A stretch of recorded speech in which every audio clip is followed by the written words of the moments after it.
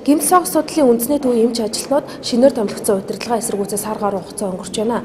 Одоогоор 184 эмч ажилтан халагдах хүрэгтлээ өгч эсэргүүцэл илэрхийлээд байгаагаас 8 эмч ажилтан халагдаад байгаа гэлээ.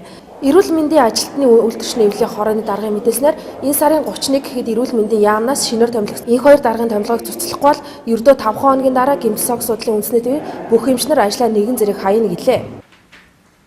Эргээд энд хүний аймнаас эрүүл мэндийн асуудал хурцаар тавигдвал энд хариуцлагыг хэн хүлээх вэ?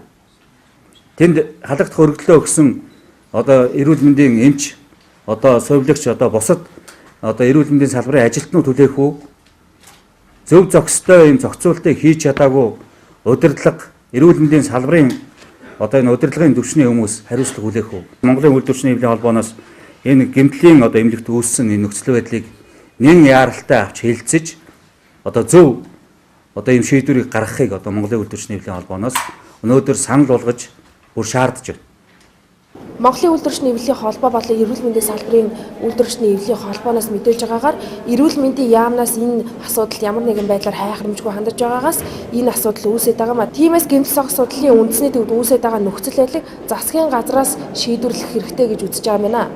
Засгийн газар үүнд анхаарах хэрэгтэй. Яагаад хоёр талд ингээ хоёр тишээ талцаа суугаад байж болохгүй шүү дээ, тийм ээ.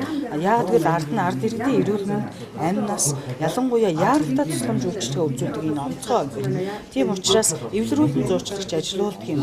Эсвэл хөндлөнгөөс одоо тийм ээ одоо хөндлөнгийн тийм одоо ажлын хэсэг байгуулад очиод ойлголцол болно шүү дээ. Гэмсэг судлалын эмч ажилтнууд 100 өвчтний амийг дэнчин тавьж удирдлага эсэргүүцэж байгааг үйлдвэрчний эвлэлийн хорооноос ингэж үзэж байна.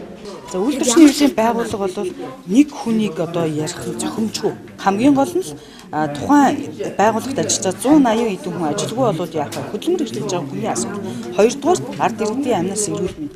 Түүнээс тэнд донд ойлголцоо зөвшөөрөл яагаад гэдэг асуултыг эрүүл мэндийн сайд өөрөө очиод асууж байна. Тэгэхээр сайд нэг ч удаа очиагүй. Төрийн нарийн бичгийн дарга нэг ч удаа эмч нартай уулзаагүй. Тэгэхээр энэ дууд ойлголцол үүсч чадахгүй байна уу даа гэсэн ийм хөндлөнгөөс юм байр суурьтай.